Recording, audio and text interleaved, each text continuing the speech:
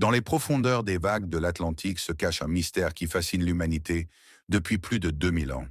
Une cité d'une richesse inégalée, dotée d'une technologie avancée et d'un pouvoir inimaginable, disparue en une seule journée et une seule nuit. Voici l'histoire de l'Atlantide. Mais était-ce réel ou simplement un mythe? Plongeons dans les abysses de l'histoire pour en découvrir la vérité. Notre voyage commence dans la Grèce antique, vers 360 avant notre ère, jour après Jésus-Christ, avec le philosophe Platon. Dans ses dialogues Timée et Critias, Platon décrit l'Atlantide comme une puissante nation insulaire, située au-delà des piliers d'Hercule, ce que nous appelons aujourd'hui le détroit de Gibraltar. Selon lui, l'Atlantide était une utopie, riche en ressources, dotée d'une architecture avancée, d'une ingénierie de pointe et d'une société prospère. Platon affirmait que l'Atlantide était plus vaste que l'Asie mineure et la Libye réunie, avec une ville centrale composée d'anneaux concentriques d'eau et de terre. Mais ses habitants devinrent cupides et arrogants, provoquant la colère des dieux. Dans un seul événement catastrophique, l'Atlantide fut engloutie par la mer, disparaissant à jamais. Pendant des siècles, des savants, des explorateurs et des aventuriers ont cherché l'Atlantide. Mais où pourrait-elle se trouver?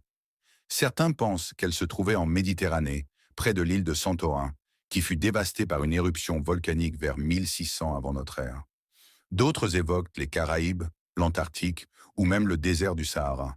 Au XIXe siècle, Ignatius Donnelly, un homme politique américain, soutenait que l'Atlantide était le berceau de la civilisation, inspirant des cultures anciennes telles que celles des Égyptiens et des Mayas. Des théories modernes suggèrent qu'elle pourrait avoir été une métaphore de la civilisation minoenne qui s'est effondrée après l'éruption de Santorin. Bien que l'Atlantide demeure insaisissable, la science a mis en lumière des événements similaires.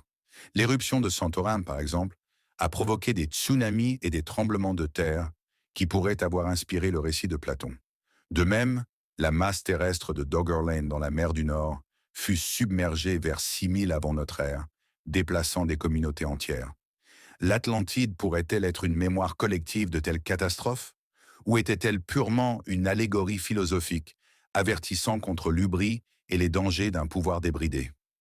Quelle que soit son origine, l'Atlantide a laissé une empreinte indélébile sur notre culture.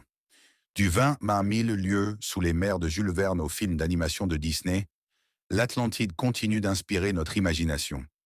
Elle représente la quête éternelle de l'humanité pour le savoir, la peur de l'inconnu et l'attrait des mondes perdus. Alors, l'Atlantide était-elle réelle? La vérité ne sera peut-être jamais connue. Mais c'est peut-être là tout l'enjeu. L'Atlantide est plus qu'un lieu.